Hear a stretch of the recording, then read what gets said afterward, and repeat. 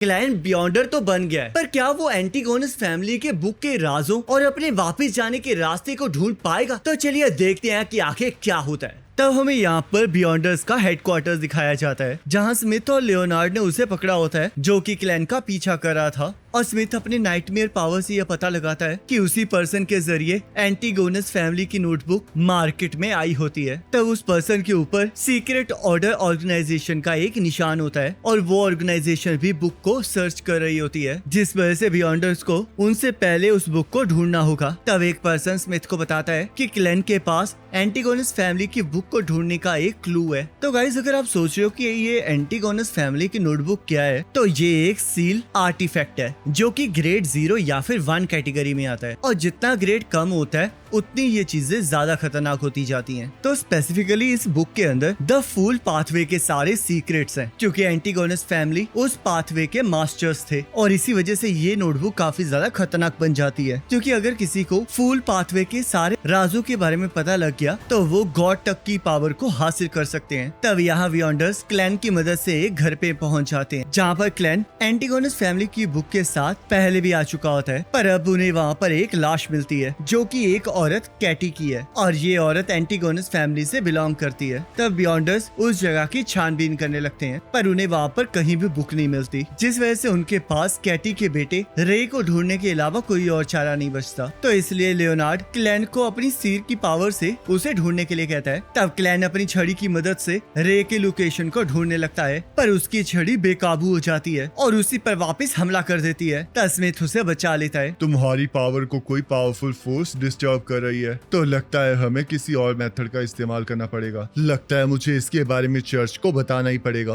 तब वो लोग वापस बियॉन्डर्स के हेडक्वार्टर्स पहुंच जाते हैं, जहां क्लैन अभी भी थोड़ा घबरा रहा होता है और स्मिथ उसे सेड्रिन पेंडुलम देता है। इस सेड्रन की मदद से तुम्हारा स्पिरिचुअल कम्युनिकेशन बढ़ जाएगा और तुम्हारे डिविनेशन के इफेक्ट्स भी बढ़ जाएंगे, जिस वजह से तुम्हारी थोड़ी पावर बढ़ जाएगी और शायद आज ये तुम्हारे काम भी आए। चर्च ने ग्रेड 2 सील आर्टिफैक्ट को यूज करने की परमिशन दे दी है, जिस वजह से हम रे की लोकेशन को ढूंढ सकते हैं और वो आर्टिफैक्ट इस टाइम यहाँ पर आ रहा है। आखिरकार ये सील्ड आर्टिफैक्ट क्या है? बियॉन्डर्स की कुछ स्पेशल आइटम्स होती हैं, जिसमें से कुछ मैजिकल होती हैं और कुछ में डिस्ट्रक्टिव पावर्स होती हैं, और इसी वजह से उन्हें इस चाइनीज गेट के पीछे सील करके रखा जाता है। और ग्रेड 2 ये रिप्रेजेंट करता है कि वो कितना ज्यादा खतरनाक है। तब वहाँ पर और बियॉन्डर्स आ जाते हैं। ये है क्लैन, जिसका एंटीगोनस फैमिली के साथ मिस्टीरियस कनेक्शन है, और ये सीक्वेंस 9 का सीर है। और ये पहला बियॉन्डर अर्ल है, जो कि स्लीपलेस पाथवे से है, और ये सीक्वेंस 7 का नाइटमेयर है। और दूसरा बंदा बोर्जिया है, जो कि सीक्वेंस 8 का ग्रेव डिगर है। और लास्ट तीसरी को तो तुम जानते ही हो, जिसका नाम डेली है, और ये सीक्वेंस 7 की स्पिरिट मीडियम है। तब बोर्जिया इस डेंजरस मिशन के लिए क्लैन को साथ लेकर जाने से मना करने लगता है, क्योंकि सीर के पास कोई भी कॉम्बैक्ट एबिलिटी नहीं होती है। तब स्मिथ नोटिस करता है कि बियॉन्डर्स अपने साथ एक सील्ड आर्टिफैक्ट लाए होते हैं, जो कि एंटीगोनस फैमिली के साथ रिलेटेड होता है। और क्योंकि उस आर्टिफैक्ट को उन्होंने ही बनाया होता है, तो वो उसकी मदद से एंटीगोनस फैमिली के मेंबर्स को ढूंढ सकते हैं। तब वो उस आर्टिफैक्ट को रिलीज करने के बारे में सोचते हैं और सभी को एक एक्शन परफॉर्म करने के लिए कहते हैं, जिसे देखकर क्लैन को कुछ समझ नहीं आ रहा होता। क्या इससे सच में ये सील्ड आर्टिफैक्ट खुल जाएगा और क्या ये हमें सेफ भी रख पाएगा? इससे तो मैं बेइज्जती के मारे मर जाऊंगा। तो सभी लोग एक ही तरह के स्टेप को फॉलो करने लगते हैं, और जैसे ही वो सील्ड ऑब्जेक्ट के ऊपर से उसके कपड़े को हटाते हैं, वैसे ही वो बक्सा हिलने लगता है, जिसमें से एक जोकर बाहर आता है। और क्लैन को समझ में नहीं आ रहा होता कि आखिरकार इतनी क्यूट सी चीज से उन्हें खतरा कैसे हो सकता है। तब वो जोकर अचानक से एक खतरनाक रूप ले लेता है, जिस वजह से क्लैन मूव नहीं कर पा रहा होता, और उसे अपने आसपास रेड थ्रेड्स दिखाई देने लगते हैं, जो कि उसके गले को पकड़ लेते हैं। और जैसे लियोनार्ड उसे धक्का देता है, वैसे ही वो वापस नॉर्मल हो जाता है। लगता है इस आर्टिफैक्ट को तुम बहुत ज्यादा पसंद आए हो, क्योंकि वैसे तो ये उन्हें टारगेट करता है जो कि इसके करीब होते हैं। शायद ये क्लैन को इसलिए टारगेट कर रहा है क्योंकि क्लैन ने एंटीगोनस फैमिली की नोटबुक को छुआ है, जिस वजह से उसे क्लैन से एंटीगोनस फैमिली का ऑरा फील हो रहा है। चाहे ये आर्टिफैक्ट अभी जिंदा है, पर ये अपने साथियों से ज्यादा खतरनाक नहीं है। तब स्मिथ भी क्लैन की तरह थोड़ा स्लो बोलने लगता है, जिस वजह से अर्ल उसे बताता है कि वो आर्टिफैक्ट 5 मीटर के रेडियस में 1 या 2 लोगों को कंट्रोल करता है, जिससे कि वो एक पपेट बन जाते हैं, और अगर उन्हें फ्री करना हो तो उन्हें एक्सटर्नल फोर्स से जगाना पड़ता है। तब वो लोग रे के कोट को नीचे फेंक देते हैं, जिस वजह से वो आर्टिफैक्ट रिएक्ट करना स्टार्ट कर देता है और उन्हें यकीन हो जाता है कि रे सच में एंटीगोनस फैमिली से बिलोंग करता है। तब वो लोग उसी एक्शन को परफॉर्म करते हुए सिटी में निकल जाते हैं और कैरेज के अंदर बैठ के उस जगह पर जाने लगते हैं जहाँ पर रे इस टाइम पर। तब हम यहाँ पर एक वेयर हाउस देखते हैं जहाँ पर रे मंत्रों का उच्चारण कर रहा होता है और उसी के जरिए वो एंटीगोनस फैमिली की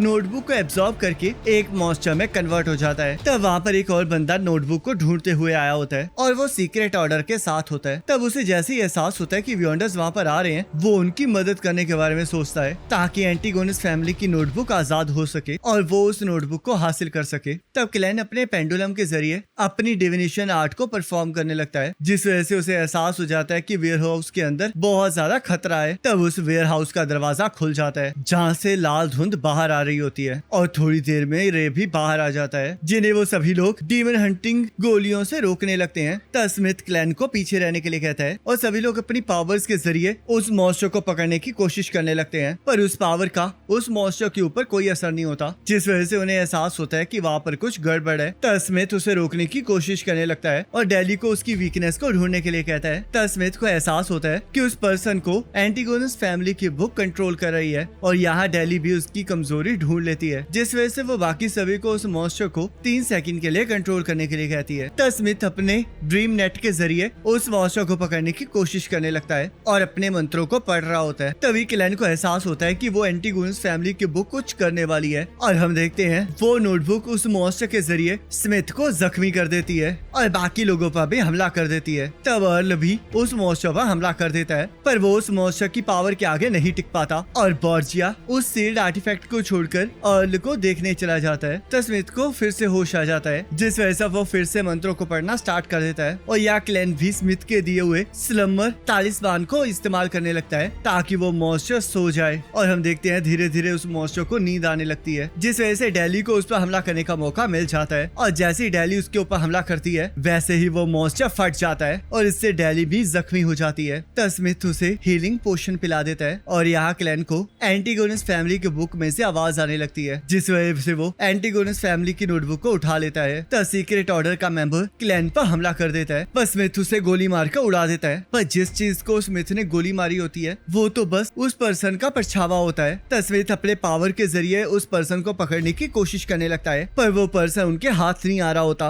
और जैसे ही क्लैन उसका चेहरा देखता है वैसे उसे याद आता है कि ये तो वही जोकर है जो कि उसे सबसे पहली बार मार्केट में मिला था। तब उसकी पावर्स को देखकर स्मिथ को एहसास हो जाता है कि वो कम से कम सीक्वेंस 7 का वियंडर है। तब यहाँ अर्ल बॉर्जिया को उस सील्ड आर्टिफैक्ट पर नजर रखने के लिए कहता है और खुद उस जोकर से लड़ने चला जाता है, पर वो जोकर किसी के हाथ नहीं आ रहा होता और बार बार अपने परछाओं की मदद से सबको धोखा दे रहा होता है। ये तो हर एक हमलों को एडवांस में ही डॉज कर रहा है। क्या ये हमारे हमलों को पहले से ही देख सकता है? तो इसका मतलब अगर इसका ध्यान भटका हुआ होगा और कोई दूसरा उस पर हमला करेगा तो इसे चोट लग सकती है। तब क्लैन इसी चीज का फायदा उठाकर उस जोकर पर गोली चला देता है, जिस वजह से उस जोकर का खून निकलने लगता है, पर वो अपनी पावर्स के जरिए गोली से हुए डैमेज को अपनी बॉडी पर किसी और जगह शिफ्ट कर देता है ताकि वो बाकियों से लड़ सके। तब लियोनार्ड अपनी पावर से उस जोकर पर हमला कर देता है, पर वो जोकर फिर भी किसी के हाथ नहीं आ रहा होता और एंटीगोनस फैमिली की बुक को हासिल करने के लिए क्लैन की तरफ जाने लगता है, जिसे सभी लोग उसे रोक देते हैं, पर वो जोकर फिर से गायब हो जाता है और बॉर्जिया पर हमला करके उस सील्ड आर्टिफैक्ट को आजाद कर देता है, जिस वजह से हम देखते हैं वो सील्ड आर्टिफैक्ट सभी को पपेट बना लेता है। मुझे शांत रहना होगा और किसी एक्सटर्नल फोर्स के जरिए खुद को जगाना होगा, पर आखिरकार मैं ये कैसे करूं? रुको जरा, शायद ग्रे फॉग मेरी मदद इसमें कर सकती है। तब क्लैन लक के एन्चांटमेंट रिचुअल को पढ़ने लगता है, जिसके जरिए वो दोबारा से ग्रे फॉग के रेल्म में पहुंच जाता है और वहाँ पर अपनी पावर से ये चेक करने लगता है कि अगर वो अब वापस रियल वर्ल्ड में जाएगा तो क्या वो सेफ रहेगा। और जैसे उसे पता चलता है कि वो सेफ है, वैसे ही वो वापस रियल वर्ल्ड में आ जाता है, जहाँ पर उसे एहसास हो जाता है कि वो हिल सकता है। तब वो जोकर कहता है, तो क्या तुम जागना चाहते हो और अपने दोस्तों को बचाना चाहते हो? जब मैं तुमसे पहली बार मिला था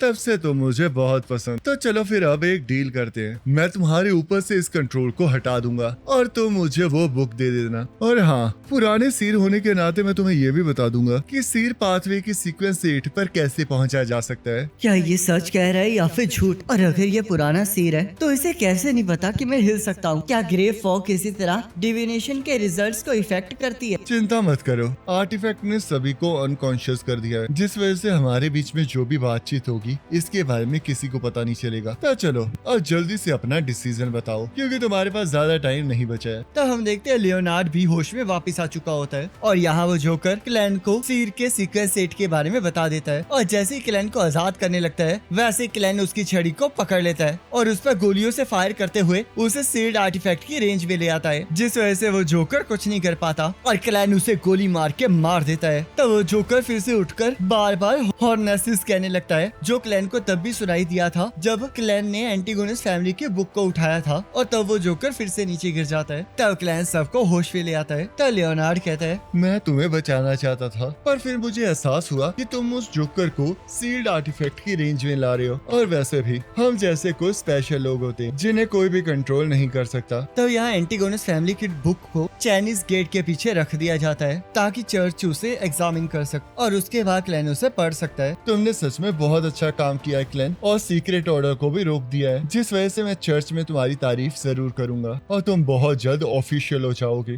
कैप्टन, मुझे एक चीज समझ नहीं आई कि आखिरकार इतने खतरे का सामना करने से पहले रे ने टिंगन सिटी को छोड़ा क्यों नहीं? जो लोग पुरानी इविल फोर्सेस के चंगुल में होते हैं वो हमेशा गलत डिसीजन लेते हैं। तब यहाँ क्लैन उस जोकर की बॉडी को देखकर घबराने लगता है क्योंकि उसने पहली बार किसी को मारा होता है, पर स्मिथ उसे समझाता है कि उसने ऐसा करके बहुत सारे लोगों की जान बचाई तो इसलिए उसे इतना नहीं सोचना चाहिए। कैप्टन, मुझे एक और चीज पता लगी है कि सीर पाथवे के सीक्वेंस 8 का नाम द क्लाउन है। तब यहाँ ऑल क्लैन की तारीफ करने लगता है और वो ये जानने की कोशिश कर रहा होता है कि आखिरकार क्लैन ने ऐसा कैसे किया क्योंकि वो एक सीक्वेंस 9 का सीर है जिसने सीक्वेंस 7 के वियॉन्डर को हराया है। तब क्लैन उन्हें सारी सच्चाई नहीं बताता है और उन्हें ये बताता है कि ये शायद सब कुछ नोटबुक की वजह से हुआ है। तब क्लैन को अचानक से कुछ महसूस होता है। क्या अभी पोशन का असर कम हुआ है? पक्का किसी ने मेरे डाइजेशन को तेज किया है। तो अब अगला पोशन क्लाउन है। लगता है अब मुझे एडवांसमेंट के बारे में सोचना चाहिए, पर उससे पहले मुझे हॉर्नेसिस के बारे में जानना होगा और इसके बारे में मुझे मेरे यूनिवर्सिटी के टीचर्स बता सकते हैं। तब क्लैन अपने हिस्ट्री टीचर एजिक से मिलने चला जाता है, पर एजिक को भी इस बारे में ज्यादा कुछ नहीं पता होता। क्लैन, क्या तुम सिक्योरिटी कंपनी के लिए काम करते हो जो कि पुरानी चीजों को ढूंढती है? आपने सही कहा और ऐसा इसलिए है क्योंकि मुझे हिस्ट्री बहुत पसंद है। ये तो बहुत अच्छी बात, पर ध्यान रखना कि तुम अंधेरे में कुछ फॉरबिडन चीजों को भी ढूंढ सकते हो जिससे कि तुम्हें मिस फॉर्चून भी मिल सकता है, तो इसलिए जरा ध्यान रखना। तब क्लैन वहाँ से चला जाता है और एजिक एंटीगोनस और हॉर्नेकिस के बारे में सोचने लगता है और उसकी परछाई से एक स्केलेटन बाहर आ जाता है। तब हम यहाँ पर एक विंसेंट नाम के पर्सन को देखते हैं जिसे एक वियॉन्डर ओरेकल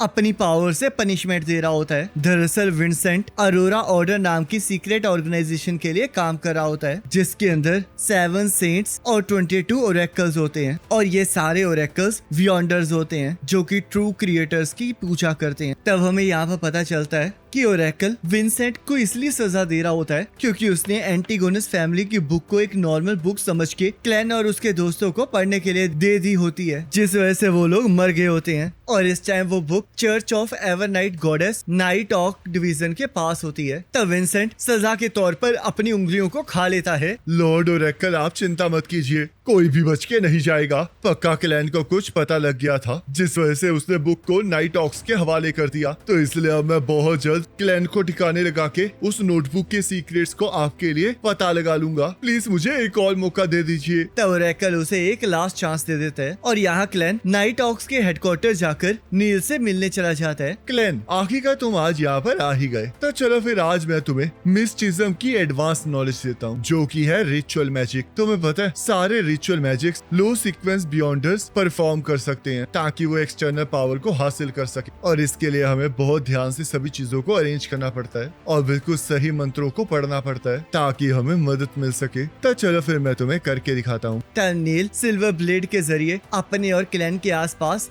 स्पिरिट की एक वॉल बना देता है ताकि रिचुअल करते हुए कोई भी उन्हें परेशान ना करे। रिचुअल मैजिक की सबसे इम्पोर्टेंट चीज याद रखना क्लैन कि कभी भी ऐसी एंटिटी के साथ कम्युनिकेट मत करना जिसे तुम जानते ना हो, क्योंकि अगर तुम ऐसा करोगे तो तुम पाताल में पहुंच जाओगे जहां सिर्फ मौत है। तब क्लैन को याद आता है कि शायद उसका लक एन्चांटमेंट रिचुअल भी किसी अननोन एंटिटी के साथ कम्युनिकेट करना ही था। तब नील रिचुअल की बाकी चीजों की मदद से सारी तैयारी कर लेता है और मंत्रों को पढ़ना स्टार्ट कर देता है और अपनी मदद के लिए 30 पाउंड मांगता है, जिसे सुनकर क्लैन हैरान हो जाता है क्योंकि उसे कभी नहीं लगा था कि रिचुअल मैजिक पैसों के लिए भी किया जा सकता है। तब नील उसे बाहर घुमाने ले जाता है और क्लैन को समझ नहीं आ रहा होता कि आखिरकार उन्हें 30 पाउंड कैसे मिलेंगे। तब नील को एक गिरा हुआ पर्स मिलता है जिसके अंदर बहुत सारे पैसे होते हैं और तभी वहाँ पर उस पर्स का ओनर आ जाता है, जिस वजह से क्लैन को लगता है कि शायद वो रिचुअल मैजिक फेल हो चुका है क्योंकि अब तो उस पर्स का ओनर सारे पैसे ले जाएगा। तब नील उस पर्स को उस पर्सन को वापस दे देता है और वो पर्सन नील की ऑनेस्टी को देखकर उसे 30 पाउंड दे देता है, जिस पर क्लैन को बिल्कुल विश्वास नहीं हो रहा होता। तब थोड़ी देर बाद क्लैन कहीं घूम रहा होता है। एम्परर रोजेल के एक डायरी में लिखा हुआ था कि पोशंस की सारी पावर डाइजेशन और एक्टिंग से मिल सकती है और जो पोशन मैंने लिया है वो धीरे धीरे डाइजेस्ट हो रहा है और ये शायद बैटल में बार बार अपनी पावर को इस्तेमाल करने की वजह से हो रहा है। तो एक्टिंग का मतलब शायद ये हो सकता है कि मुझे एक सीर की तरह एक्ट करना होगा। तभी एक डिविनेशन क्लब की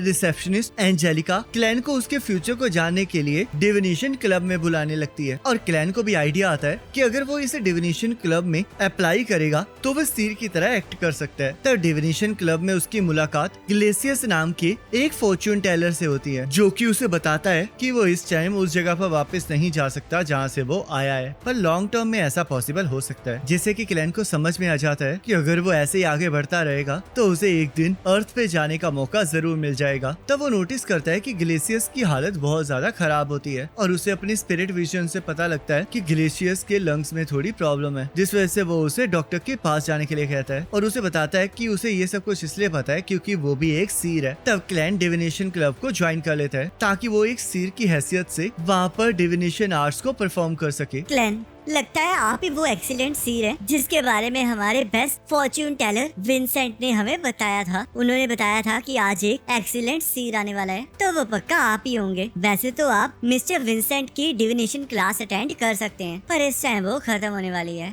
और आज क्लास मिरर डिविनेशन पर थी। तब क्लैन विंसेंट से मिलने चला जाता है। तब क्लैन देखता है कि विंसेंट सभी को मिरर डिविनेशन सिखा रहा है। मिरर डेविएशन जैसे रिचुअल मैजिक में हम हमेशा 3 फोल्ड इनकाइटेशंस को परफॉर्म करते हैं ताकि हम 7 ट्रू गॉड्स को सिंबलाइज कर सकें। तब क्लैन अपने स्पिरिट विजन से उस जगह को चेक करने लगता है और उसे वो चीज बिल्कुल सेफ लगती है, जिस वजह से वो इस बारे में कैप्टन को ना बताने का डिसाइड करता है, पर उसे फिर भी कुछ गड़बड़ लग रही होती है। तब विंसेंट एक लड़की सेलिना को एक गिफ्ट देता है और जैसी वो लड़की उस गिफ्ट को लेकर क्लैन के पास से गुजरती है, वैसे ही उसे उस गिफ्ट से थोड़ा अजीब सा महसूस होता है, पर उसे कुछ समझ नहीं आता। तब क्लैन विंसेंट से मिलने चला जाता है। तब विंसेंट अपनी पावर से क्लैन के बारे में जानने लगता है। तुम्हारी सोल की गहराई में अभी भी थोड़ी उम्मीद है जो कि तुम्हें यहाँ लाई है, पर तुम थोड़े कंफ्यूज हो और इतने ज्यादा थक चुके हो कि वो उम्मीद मौत के करीब पहुँच चुकी है। अगर ऐसी बात है तो मुझे इससे निकलने के लिए क्या करना चाहिए? मेरी पावर्स मुझे 2 वर्ड्स बता रही हैं, जो कि है गैदरिंग और फैमिली, और शायद ये वर्ड्स तुम्हारी किसी तरह मदद कर सके। तब क्लैन को गैदरिंग से ग्रे फॉग याद आ जाती है, जिस वजह से वो विंसेंट को थैंक यू कह के वहाँ से चला जाता है। तब यहाँ क्लैन को समझ में आ जाता है कि पोशन तभी डाइजेस्ट हो सकता है जब वो डिविनेशन को सक्सीड करता है और उसके बदले में उसे थैंक्स और रिवॉर्ड मिलते हैं। और सीर की तरह एक्ट करने का मतलब है कि उसे एक रिस्पेक्टेबल सीर बनना होगा। इस टाइम मेरे घर जाने का रास्ता पक्का ग्रे फॉग में छिपा है, तो इसलिए अगर मुझे ग्रे फॉग का इस्तेमाल करके अर्थ पर वापस जाना है तो मेरे पास 2 रास्ते हैं। पहला तो पोशन को डाइजेस्ट करके आगे बढ़ता जाऊं और देखूं कि क्या मेरी बियॉन्डर की पावर ग्रे फॉग को यूज कर सकती है, और दूसरी है कि मैं लक एन्चांटमेंट रिचुअल को मॉडिफाई करूं और उसके मंत्रों को कुछ ऐसे लिखूं कि उससे मुझे पावर मिले। वैसे तो पहले पाथ मुझे क्लाउन पोशन को ढूंढना होगा और वियॉन्डर्स की पावर को एडवांसमेंट तक लेकर जाना होगा, पर अगर दूसरे रास्ते में मैं किसी तरह ग्रे फॉग को अपने साथ लिंक कर सकूं तो शायद मैं ग्रे फॉग की पावर को यूज कर सकूं। पर आखिरकार मैं उस मंत्र को बनाऊं कैसे जिससे कि मुझे पावर मिले? तब क्लैन इसके बारे में सोचने लगता है और अपने लिए एक मंत्र को तैयार कर लेता है, जिससे कि उसे उम्मीद होती है कि वो धरती पे वापस जा सकता है। पर तभी उसे एहसास होता है कि शायद उसके कमरे के बाहर कोई है, जिस वजह से वो उस पेज को जला देता है जिस पर वो ये सब कुछ लिख रहा होता है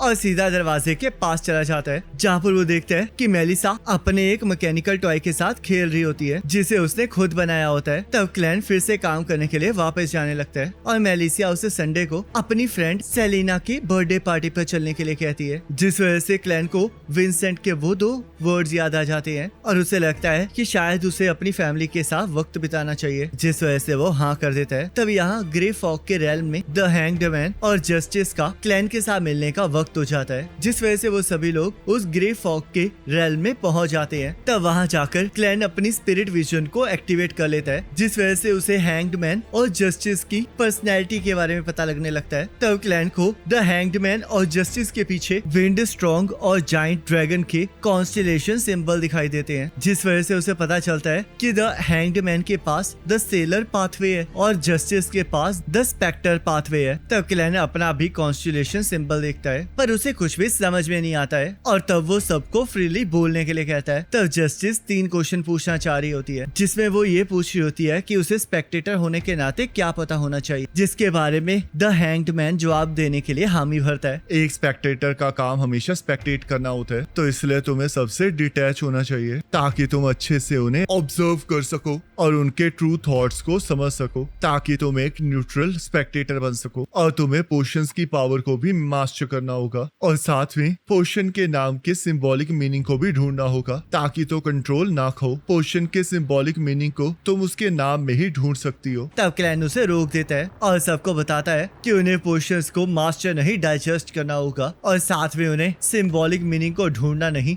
बल्कि अपने पोशन की तरह एक्ट करना होगा, क्योंकि पोशन नेम एक सिंबल नहीं बल्कि एक इमेज भी है। तब द हैंग्ड मैन को सब कुछ समझ में आ जाता है, जिस वजह से वो क्लैन का शुक्रिया अदा करता है। तो जस्टिस अपने सेकंड क्वेश्चन में सबसे पूछती है कि आखिरकार उस एनिमल के साथ क्या होगा जिसने गलती से पोशन को पी लिया हो, क्योंकि गलती से उसके डॉग ने उस पोशन को पी लिया होता है। और हैंग्ड मैन उसे बताता है कि ऐसा करने से या तो वो डॉग मर सकता है या फिर एक मॉन्स्टर में कन्वर्ट हो सकता है, और अगर ऐसा नहीं हुआ है तो वो एक एक्स्ट्रा ऑर्डिनरी क्रिएचर में कन्वर्ट हो चुका है। तो जस्टिस अपना आखिरी क्वेश्चन पूछती है, जिसके अकॉर्डिंग लियोन किंगडम की रॉयल्टी और नोबिलिटी मिनिस्टर्स को बदलना चाहती है, क्योंकि किंगडम सही तरीके से वर्क नहीं कर रही है, तो इसलिए उन्हें टैलेंट को सर्च करने के लिए क्या करना चाहिए। तब क्लैन उन्हें पूरे किंगडम के लिए एक फेयर एग्जामिनेशन को रखने के लिए कहता है, जिसमें कोई भी पर्सन पार्ट ले सकता है, और उस एग्जाम का नाम वर्ल्ड एग्जाम रखने के लिए कहता है। तब जस्टिस इस बात को मान लेती है और द फूल से पूछने लगती है कि आखिरकार उसे क्या चाहिए। तब क्लैन उन दोनों को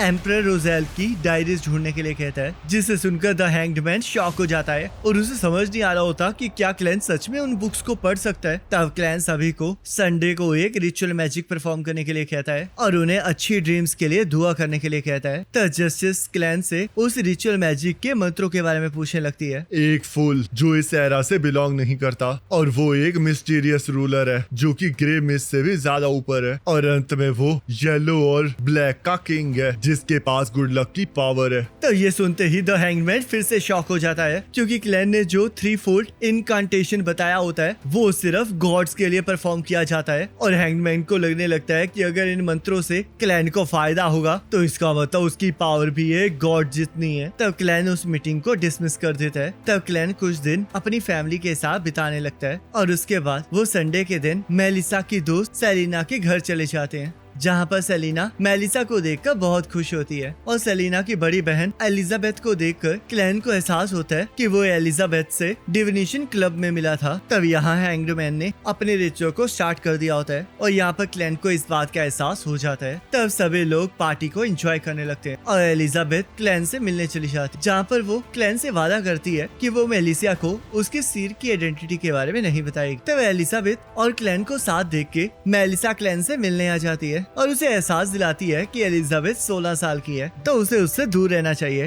तब रात होते ही मेलिसा, एलिजाबेथ और सेलिना एक कमरे में चली जाती हैं, जहाँ पर सेलिना उस गिफ्ट को दिखाने लगती है जो कि विंसेंट ने उसे दिया होता है, और सेलिना उसकी मदद से मिरर डेविएशन परफॉर्म करने वाली होती है। तब वो मंत्रों को पढ़ने लगती है, जिसका एहसास क्लैन को हो जाता है, और यहाँ हम देखते हैं जो सेलिना का मिरर होता है वो विंसेंट के मिरर के साथ कनेक्ट होता है, और उसने क्लैन को सबक सिखाने के लिए ही सेलिना को वो मिरर दिया होता है। तब क्लैन को अपनी पावर से एहसास हो जाता है कि वहाँ पर बहुत खतरा है, जिस वजह से वो उन्हें चुपचाप देखने लगता है और अपनी स्पिरिट विजन को एक्टिवेट कर लेता है, जिस वजह से उसे मिरर के अंदर एक परछाया दिखाई देता है। तब अचानक से सेलिना पॉज हो जाती है और क्लैन को समझ नहीं आ रहा होता कि आखिरकार वो अकेले इस मुसीबत का सामना कैसे करे। तब उसे रिचुअल मैजिक का याद आता है। मुझे रिचुअल मैजिक की मदद से एवर नाइट ऑफ गॉडेस की पावर को बोरो करना होगा, जिससे कि मैं इस मुसीबत को संभाल सकूं। पर मुझे उससे पहले रिचुअल की सारी चीजों का बंदोबस्त करना होगा और रिचुअल की तैयारी करनी होगी। तब क्लैन को दिखाई देता है कि जिस कमरे में सेलिना होती है वहाँ पर रिचुअल मैजिक के लिए सारा सामान पड़ा होता है और यहाँ मिरर में से मैजिक बाहर निकलने लगता है, जिससे कि मेलिसा और एलिजाबेथ बेहोश हो जाते हैं और सेलिना उस मिरर को एब्जॉर्ब करके एक मॉन्स्टर में कन्वर्ट हो जाती है। तब क्लैन स्लम्बर तालिस्मान की मदद से सेलिना को सुलाने की कोशिश करने लगता है और उसे बांध देता है, जिससे कि क्लैन को रिचुअल मैजिक को परफॉर्म करने का टाइम मिल जाता है, जिस वजह से विंसेंट को एहसास हो जाता है कि क्लैन उसकी तरकीब को फेल करने वाला है और वो अपनी पावर की मदद से सेलिना को क्लैन की कैद से आजाद कर देता है। तब क्लैन रिचुअल मैजिक को पूरा करने की कोशिश करने लगता है, पर सेलिना फिर से खड़ी होके उस रिचुअल मैजिक को खत्म करने की कोशिश करने लगती है। जैसा करने से क्लैन उसे रोक लेता है और उस पर गन से फायर कर देता है, पर सेलिना उससे बच जाती है और उसे दूर फेंक कर उसे पकड़ लेती है। तब सेलिना क्लैन की स्पिरिचुअलिटी को एब्जॉर्ब करने लगती है ताकि क्लैन कोई भी मैजिक का इस्तेमाल न कर पाए। क्लैन, तुम एक बार मेरे मास्टर के दिए हुए डेथ के गिफ्ट से बच चुके हो और ऊपर से अब तुमने बियॉन्डर्स की पावर्स को भी हासिल कर लिया है। तो मुझे बताओ कि आखिरकार तुम्हें एंटीगोनिस फैमिली की नोटबुक से क्या पता लगा? मुझे जल्दी से अपने सीक्रेट्स बताओ और तब मैं इन दोनों की जिंदगी बख्श लूंगी, नहीं तो मैं तुम सभी को यहाँ पर मार डालूंगी। तब क्लैन कुछ भी नहीं कर पा रहा होता, पर तभी जस्टिस क्लैन के दिए हुए रिचुअल को परफॉर्म करने लगती है, जिससे कि क्लैन की पावर बढ़ जाती है और यहाँ विंसेंट को भी इस बात का एहसास हो जाता है। तब विंसेंट अपनी एक बाजू को कुर्बान कर देता है ताकि वो क्लैन को मार सके, पर क्लैन अपने रिचुअल मैजिक को शुरू कर देता है और एवरनाइट गॉडेस से सेलिना को उस इविल परछाई से आजाद करने की विश मांगता है। तब सेलिना जैसे ही क्लैन पर हमला करने वाली होती है वैसे ही क्लैन की विश पूरी हो जाती है, जिससे कि सेलिना उस इविल स्पिरिट से आजाद हो जाती है और क्लैन अपनी गन से उस शीशे को उड़ा देता है जो कि विंसेंट के शीशे के साथ कनेक्ट होता है। तब क्लैन को एहसास हो जाता है कि जिस मंत्रों को उसने अपने साथियों को दिया था उसके जरिए वो ग्रे फॉग की पावर को यूज कर सकता है, पर वो अपने सिर होने का राज अपनी फैमिली को नहीं बता सकता क्योंकि इससे उन्हें खतरा हो सकता है। तब यहाँ विंसेंट को एहसास हो जाता है कि वो फिर से फेल हो गया है और हम देखते हैं अरोरा ऑर्डर का 22nd ओरेकल विंसेंट के पास आ जाता है और उसे मार डालता है। तब क्लैन इन सभी के बारे में स्मिथ को बता देता है, जिस वजह से वो सभी लोग विंसेंट के रूम में चले जाते हैं। तब स्मिथ अपनी पावर से विंसेंट के राजों को जानने की कोशिश करने लगता है और उसे वहाँ पर ट्रू क्रिएटर दिखाई देता है। तब हम यहाँ पर जस्टिस को देखते हैं, जिससे रॉयल सेलिब्रेशन के लिए तैयार करने के लिए उसकी मेट्स वहाँ पर आ जाती हैं और तैयार होने के बाद जस्टिस अपनी डॉग सूजी के साथ खेलने लगती है, जो कि पोशन की वजह से अचानक से बोलना स्टार्ट कर देती है। तब हम यहाँ पर एक थिएटर देखते हैं जहाँ पर हीरो ट्रिस की कहानी दिखाई जा रही होती है, जिसने समुद्र में बहुत सारे लोगों की जान बचाई होती है और इस वजह से लोगों ने उसे हीरो मान लिया होता है। तब क्लैन और स्मिथ भी वहाँ पर आए होते हैं, पर स्मिथ अभी भी पुरानी चोट से रिकवर नहीं हुआ होता। मुझे अभी ठीक होने में थोड़ा टाइम लगेगा और ऊपर से जो मैंने विंसेंट के अंदर द हैंग्ड मैन स्पिरिचुअल देखा था उससे तो मुझे बहुत ज्यादा शॉक लगा है। रिकॉर्ड्स के अकॉर्डिंग जो आपने वहाँ पर देखा था वो एक ट्रू क्रिएटर है और वो एक ऐसा इविल बीइंग है जिसे अरोरा ऑर्डर नाम की ऑर्गेनाइजेशन पूजती है। ये बहुत बुरी बात है कि विंसेंट सपनों में ही मर गया था, नहीं तो हमें और भी इंफॉर्मेशन मिल सकती थी। तब हमें पता चलता है कि स्मिथ और क्लैन वहाँ पर समुद्र में हुई ट्रेजेडी के बारे में पता करने आए होते हैं, जिसके बारे में क्लैन को शक होता है। तब हमें एक हफ्ते पहले का सीन दिखाया जाता है जहाँ पर क्लैन डिविनेशन क्लब के अंदर अपनी डिविनेशन को परफॉर्म कर रहा होता है और एक पर्सन अपने फियांसे के बारे में पता लगाने आई होती है, क्योंकि उसका फियांसे 1 महीने पहले शिप पर गया होता है और अब तक वापस नहीं आया होता। तब क्लैन अपनी डिविनेशन आर्ट से उसके बारे में पता लगाने लगता है, जिस वजह से उसे पता चलता है कि मेयर की शिप तबाह हो चुकी है और वो इस टाइम समुद्र से बच के किसी और जगह पहुंच गया है और ये चीज उसी शिप इंसिडेंट से रिलेटेड होती है जिसका हीरो ट्रिस होता है और उसी ने लोगों को बचाया होता है। पर नाइट ऑक्स को इसमें कुछ गड़बड़ लग रही होती है, जिस वजह से वो वहाँ पर इन्वेस्टिगेशन करने आए होते हैं। तब मेयर और उसकी फियांसे ट्रेस को उसे बचाने के लिए थैंक यू कहते हैं और क्लैन को भी उसकी डिविनेशन बताने के लिए थैंक यू कहते हैं। तब क्लैन जैसे ही मेयर से हाथ मिलाता है उसे समझ में आ जाता है कि कोई चीज है जो कि मेयर को परेशान कर रही है, जिस वजह से वो उसे एक रूम में ले जाता है। जब से मैं वापस आया हूँ तब से मुझे हर रात एक ही डरावना सपना आ रहा है और वो बहुत ज्यादा रियल लग रहा है, जिससे मैं बहुत ज्यादा डरा हुआ हूँ। जरा शांत रहिए मिस्टर मेयर और मुझे अपने सपने को देखने दीजिए। तब क्लैन अपने पावर्स के जरिए मेयर के सपने में चला जाता है जहाँ पर उनकी शिप तबाह हो रही होती है और मेयर एक पर्सन को बचाने की कोशिश कर रहा होता है और उनसे पूछने की कोशिश कर रहा होता है कि आखिरकार उन्होंने ऐसा क्यों किया था। तब क्लैन को एहसास होता है कि वहाँ पर सभी लोग मेयर को असली मास्टरमाइंड के बारे में बताना चाह रहे थे, जिस वजह से क्लैन को वहाँ पर ट्रिस का चेहरा दिखाई देता है और वो उसी टाइम एक खंडर में पहुंच जाता है जहाँ उसे फिर से हॉर्नेसिस और फ्लैग्रा नाम सुनाई देने लगता है, पर उसे कुछ भी समझ में नहीं आता और वो डर के मारे जाग जाता है। आखिरकार मुझे बार बार ये हॉर्नेसिस क्यों सुनाई दे रहा है? क्या ये किसी इविल स्पिरिट की वजह से है? और शायद जो जगह मैंने देखी है वहाँ पर मेरी ट्रांस माइग्रेशन का कोई राज है। मैं उम्मीद करता हूँ कि मिस्टर आइजैक जल्द से जल्द मुझे इसके बारे में इंफॉर्मेशन दे देंगे। तब इसके बाद क्लैन स्मिथ से मिलता है और उसे बताता है कि शिप का वो हादसा ट्रेस ने ही करवाया था और उसने सबको मैनिपुलेट करके ऐसे दिखाया जैसे कि वो एक हीरो है। पर इस अकेले क्लू से हम हीरो को अरेस्ट नहीं कर सकते, हमें उसके खिलाफ कोई ठोस सबूत चाहिए, जिसके लिए हमें मैंडेटेड पनिशर्स और मशीनरी हाई माइंड्स की हेल्प लेनी होगी, जो कि हमारी तरह ही किसी और चर्च के लिए काम करते हैं। तब यहाँ पर हम ट्रिस को देखते हैं जिसे मिलने एक लड़की आ जाती है और हमें पता चलता है ट्रिस से एक सीक्वेंस 8 का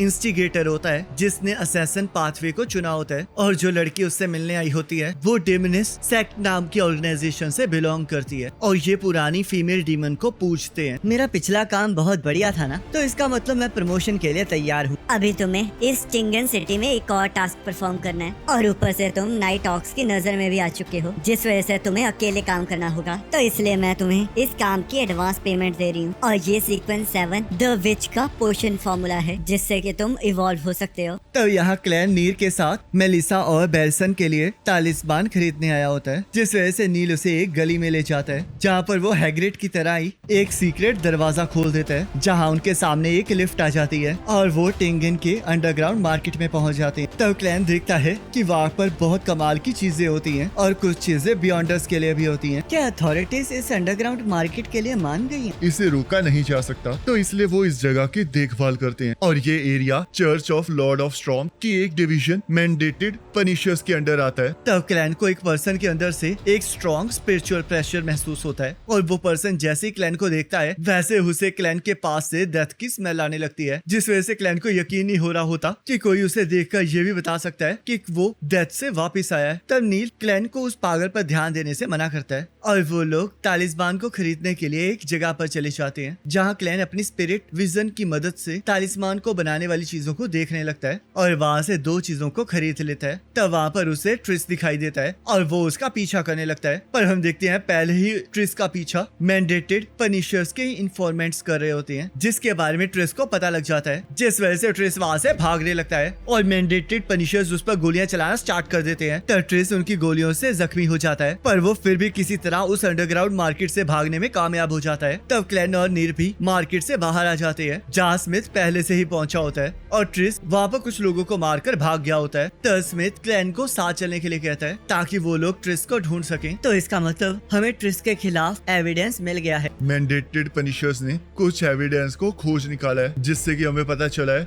कि ट्रिस एक असैसन पाथवे का सीक्वेंस 8 इंस्टिगेटर है। इंस्टिगेटर तो इविल डिजायर और कॉन्फ्लिक्ट्स को बनाने में माहिर होते हैं और यही वो कारण था जिस वजह से ट्रिश उस शिप पर वो हंगामा कर पाया था। तब क्लैन ट्रिस को ढूंढने लगता है और क्योंकि ट्रिस डेमोनिस सेक्ट से बिलोंग करता है जो कि डिजास्टर को बढ़ाने के लिए फेमस है, तो इस वजह से टेंगन के कुछ चर्चेज ने हाथ मिला लिया होता है ताकि वो ट्रिस को रोक सके। तब स्मिथ क्लैन को बताता है कि डेमोनिस सेक्ट के सारे मेंबर्स फीमेल्स हैं, तो इस वजह से उन्हें समझ नहीं आ रहा होता कि आखिरकार ट्रिस उनके साथ कर क्या रहा है, क्योंकि असैसन पाथवे तो ज्यादातर लड़कियों के लिए है। तब वो लोग ट्रिस की लोकेशन ढूंढ लेते हैं और जैसे ही उस जगह की तलाशी लेने लगते हैं वैसे ही वहाँ से बहुत सारी लड़कियां बाहर आती हैं, जिसमें से एक लड़की की हालत थोड़ी खराब होती है, पर वो सभी लोग वहाँ से चली जाती हैं और क्लैन को भी अपनी स्पिरिट विजन से कुछ पता नहीं चलता। तब वहाँ पर उन्हें ट्रिस नहीं मिलता, जिस वजह से सभी लोग कुछ दिनों तक ट्रिस को ढूंढते रहते हैं पर उसके बाद भी उन्हें ट्रिस का पता नहीं चलता। तब यहाँ क्लेन नाइट ऑक्स का ऑफिशियल मेंबर बन चुका होता है, जिस वजह से उसकी वीकली पे 3 पाउंड से 6 पाउंड हो चुकी होती है और वो इससे बहुत खुश होता है। तब यहाँ क्लेन अपनी सिर की पावर का इस्तेमाल करने लगता है ताकि वो पोशन को अच्छे से डाइजेस्ट कर सके।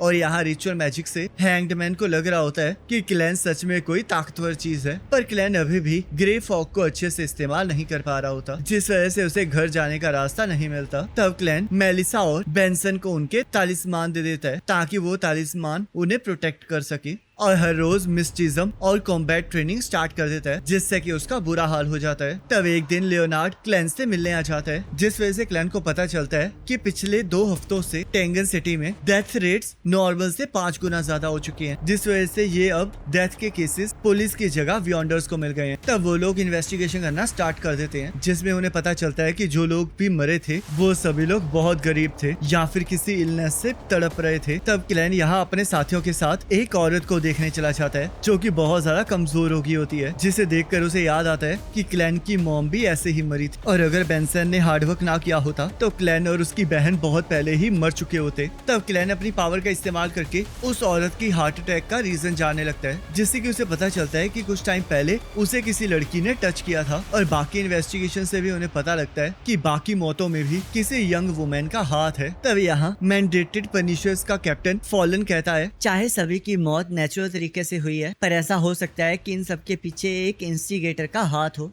तो क्या तुम्हारा यह मतलब है कि ये काम इंस्टिगेटर ट्रिस का है और वो एक फीमेल बियॉन्डर के साथ काम कर रहा है? तब क्लेन सभी की कंडीशन के बारे में सोचने लगता है और उसे समझ में आता है कि सभी विक्टिम्स के बीच में एक चीज कॉमन है। तब लियोनार्ड को भी वही सेम चीज लगती है, जिस वजह से वो क्लेन को वो थ्योरी सुनाने के लिए कहता है। इन सारे केसेस में एक चीज कॉमन कि जो विक्टिम्स हैं वो थोड़े टाइम में मरने ही वाले थे और बियॉन्डर्स का इसमें इंटरफेयर करना या ना करना कोई मायने नहीं रखता था। पर उनकी बची हुई जिंदगी को किसी ने फोर्सफुली कट कर दिया है, जिस वजह से मुझे लगता है कि ये सारे केसेस लाइव थ्रेट के हैं। वो लोग इन चुराई हुई जिंदगियों को किसी डीमन को बुलाने के लिए इस्तेमाल करना चाहते हैं या फिर किसी तरह का कोई बड़ा सा कर्स बनाना चाहते हैं और शायद डेमनिस्ट सेक्ट का भी यही ट्रू पर्पस है। तब सभी लोगों को इस थ्योरी पर विश्वास हो जाता है। शुक्र है हम लोग कम से कम एक कॉन्सिक्वेंस तक पहुंचे। जब 2 प्रोटैगनिस्ट मिल जाते हैं तब पूरी हिस्ट्री बदलने लगती है। आखिरकार तुम अपने आप को प्रोटैगनिस्ट क्यों कह रहे हो? हम दोनों के पास अपने अपने सीक्रेट्स हैं और जब तक तुम्हारे एक्शन नाइट ऑक्स को डेंजर में नहीं डालेंगे तब तक तुम मेरे साथ ही रहो और वैसे मैं चाहता हूँ कि तुम भी मेरे लिए ऐसा ही फील करो। तब फॉलन क्लैन को उस जगह को ढूंढने के लिए कहता है जहाँ पर ये सारे रिचुअल्स परफॉर्म हो रहे हैं ताकि वो इस रिचुअल को रोक सके और उस जगह को ढूंढने के लिए लियोनार्ड क्लैन को एक विक्टिम की पॉकेट वॉच देता है। तब क्लैन उसकी मदद से एक घर को ढूंढ लेता है जिसका स्केच वो सबको दे देता है और वो सभी लोग उस घर को पूरी सिटी में ढूंढने लगते हैं क्योंकि क्लैन अपनी सिर पावर के जरिए उस जगह को ढूंढ नहीं पा रहा होता। तब लियोनार्ड सबको आइडिया देता है कि जो क्रिमिनल है उसने पक्का अपने रिचुअल साइट को वहाँ से दूर रखा होगा जहाँ पर वो क्राइम कर रहा है ताकि कोई भी उसे पकड़ ना सके। तो इसलिए अगर हम सारी विक्टिम्स की लोकेशन को देखें तो हमारे पास सिर्फ ये साउदर्न इंडस्ट्रियल जोन और द वेस्टर्न डिस्ट्रिक्ट बचता है। तब वो लोग ऐसा करते हुए एक जगह पर पहुंच जाते हैं जिस जगह पर जाकर क्लैन को एहसास हो जाता है कि रिचुअल वहीं से हो रहा है। तब स्मिथ कहता है क्लैन तुम पीछे रहो और यहाँ मैं लोगों को ड्रीम्स में पहुंचाता हूँ। उसके बाद लियोनार्ड और फ्री तुम उन पर हमला कर देना। तब यहाँ स्मिथ अपनी पावर का इस्तेमाल करता है जिस वजह से उस घर में रह रही एक लड़की को महसूस होता है कि वहाँ पर कोई आ गया है। तब वो कंसीलमेंट मैजिक से खुद को छुपा देती है और यहाँ फ्रे उस बिल्डिंग में आगे बढ़ने लगता है। तब वो लड़की नीचे आ जाती है और यहाँ फ्रे को कुछ स्पिरिट्स महसूस हो रही होती हैं जिस वजह से वो उन पर गोली चला देता है और वो लड़की फ्रे पर पीछे से हमला कर देती है और उसका कंसीलमेंट मैजिक हट जाता है। पर तभी उसे एहसास होता है कि वो एक सपना देख रही है जिस वजह से लियोनार्ड उस पर हमला कर देता है और वो लड़की जैसे ही खुद को चोट पहुंचाती है वैसे ही वो स्मिथ के मैजिक से आजाद हो जाती है और खुद को वापस घर के छत पर पाती है। तो यहाँ स्मिथ भी फ्री और लियोनार्ड की मदद करने के लिए जाने लगता है और क्लैन को समझाता है कि अगर कोई भी मुसीबत हो तो वो वापस चला जाए। तो लियोनार्ड और फ्रे उस लड़की पर गोलियां फायर करने लगते हैं और जैसे ही लियोनार्ड की गोली उस लड़की को लगती है वैसे ही वो लड़की क्रिस्टल की तरह टूट जाती है जिस वजह से उन्हें एहसास हो जाता है कि वो लड़की सब्स्टिट्यूशन स्पेल का इस्तेमाल कर रही है। तब वो लड़की घर के अंदर वापस चली जाती है और उस टेबल पर पहुंच जाती है जहाँ पर वो रिचुअल परफॉर्म करके अपनी गॉड की पूजा करती है। तब वो उस गॉडेस से अपने लिए मदद मांगने लगती है और यहाँ स्मिथ सबको चौकन्ने रहने के लिए कहता है, क्योंकि अब उनकी दुश्मन सीक्वेंस 7 की बियॉन्डर है और उसके पास इविल फोर्सेस की पावर भी है। तब वो लड़की अपनी गॉडेस की मूर्ति को उठा लेती है और क्लैन को वहाँ पर बहुत सारी इविल स्पिरिट्स दिखाई देने लगती हैं। तब सभी लोग इविल स्पिरिट्स को मारना स्टार्ट कर देते हैं और जैसे एक इविल स्पिरिट फ्रे को पकड़ लेती है, वैसे ही फ्रे अपनी पावर से उसकी कैद से आजाद हो जाता है। तब स्मिथ खिड़की तोड़कर घर के अंदर पहुंच जाता है, जहाँ पर उसे रिचुअल वाला टेबल दिखाई देता है। तब एक कर्टन उसे पकड़ लेता है, पर वो अपनी पावर से उससे आजाद हो जाता है और जैसे ही वो उस कर्टन पर गोली मारता है, वैसे उसे ब्लड दिखाई देता है। तब उसे पुरानी फीमेल डीमन की मूर्ति दिखाई देती है, जो कि उस पर हमला कर देती है और स्मिथ अपनी पावर से अपने आप को बचाने की कोशिश करने लगता है, जिस वजह से वहाँ पर स्पिरिचुअल प्रेशर की बहुत बड़ी वेव आती है और बाहर सभी को इसका एहसास हो जाता है। तब स्मिथ पावर यूज करने की वजह से थोड़ा जख्मी हो जाता है और यहाँ वो लड़की लियोनार्ड का ध्यान भटका के वहाँ से निकलने लगती है और उसकी बाजू पर एक फूल से हमला कर देती है, जिससे कि लियोनार्ड बच जाता है। तब वो फूल उड़ के कहीं जाने लगता है, जिसका लियोनार्ड पीछा करने लगता है, पर वो फूल गायब होके उस लड़की के पास पहुंच जाता है। तो तुम हो वो पहले लकी पर्सन जो कि इस विच कर्स को महसूस करेगा। तब अपनी शैडो को देखकर लियोनार्ड को एहसास होता है कि जिस जगह पर फूल लगा था वहाँ पर एक निशान बन चुका है, जो कि सिर्फ ब्लैक मैजिक से ही पॉसिबल हो सकता है। तो लियोनार्ड अपने नाखून और बालों को तोड़ देता है और उन्हें उस जख्म के खून के साथ मिलाकर दूर फेंक देता है। तब वो लड़की उस कर्स को एक्टिवेट कर देती है, जिससे कि हम देखते हैं लियोनार्ड को वो नाखून और बाल तबाह हो जाता है और वो खुद बच जाता है। तब वो लड़की वहाँ से भाग जाती है और यहाँ क्लैन उस बिल्डिंग में चला जाता है ताकि वो मिरर की मदद से वहाँ के राज जान सके। तब क्लैन को उस मिरर के अंदर एक लड़की की परछाई दिखाई देती है, जिससे वो तब मिला था जब वो ट्रिस को पकड़ने के लिए एक बिल्डिंग में गए थे। तब लियोनार्ड को लगता है कि वो लड़की ट्रिस की तरह दिखाई देती है और स्मिथ भी उन्हें बताता है कि जो नीचे टेबल पर कर्स रिचुअल हो रहा था वो उन लोगों को टारगेट कर रहा था जो उस शिप हादसे में बच गए थे, जिससे कि लियोनार्ड को यकीन हो जाता है कि वो लड़की ट्रिस है। पर फ्रे को कुछ समझ नहीं आता। तब क्लैन कहता है, असली बात तो ये है कि ट्रिस एक लड़की में कन्वर्ट हो चुका है। बिल्कुल ऐसा ही है और इससे हमें पता लगता है कि आखिरकार हम ट्रिस को क्यों नहीं ढूंढ पाए। तब स्मिथ कहता है, इससे ये पता चलता है कि डेमनिस सेक्ट की सारे मेंबर्स आखिरकार लड़कियां क्यों हैं। पर एक सेकंड रुको, तो इसका मतलब वहाँ पर बहुत सारी लड़कियां पहले मेल थी। तब हमें यहाँ पर एक ट्रेन दिखाई देती है जहाँ पर ट्रिस ट्रिसी बन के घूम रहा होता है, क्योंकि अब वो असैसिन पाथवे का सीक्वेंस 7 विच बन चुका होता है, जिसमें जेंडर चेंज हो जाता है क्योंकि असैसिन पाथवे एक फीमेल डीमन की पूजा करता है। और गाइस इसी के साथ ये एपिसोड खत्म हो जाता है। अब नेक्स्ट एपिसोड का लिंक आपकी स्क्रीन पर आ रहा होगा, इस पर क्लिक करके अगले एपिसोड को देख सकते हैं।